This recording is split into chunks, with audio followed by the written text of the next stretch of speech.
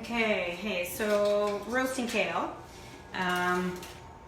What I got here is a piece of tin foil that I baked my bacon on. I do that pretty much once a week so we can put it in salad and sandwiches, and basically makes salad tolerable if you ask the boys. So anyway, yeah, I roasted the bacon in here and I just left a little bit of the fat because we're going to toss our kale in that.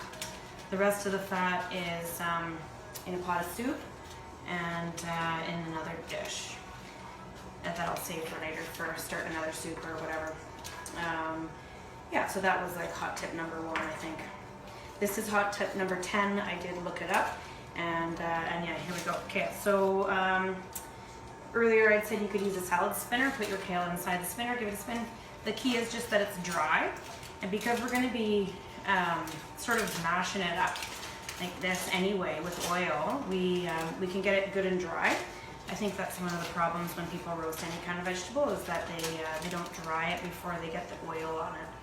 So, and then I usually pick out the big ones at that time. Let's see what's left. I usually do about half roasted and about the other half, I keep in the fridge for salad, and I just chop it up finely. And I'll show you how to do that in a sec. So yeah, just fill the pan up basically and toss it around in the fat. Give it some salt and pepper, and then we're going to roast it at 450. 5 minutes, give it a toss, another 5 minutes, and that's usually all you need to do. You really want to rub it in. Kale, the reason it's so fibrous, it's hard to chew, is because of all these ribs and all these little veins of of kale, I guess. But you really can massage it in, and the kale comes out crispier and lighter, almost kind of see-through. They end up kind of like potato chips. Okay, so there you go, a bit of salt and pepper, and I'll roast it, and then I'll get back to you.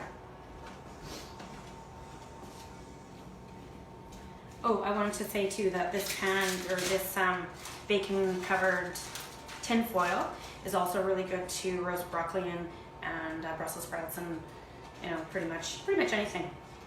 But yeah, I try not to throw this away before I've used up all this brown bits of goodness.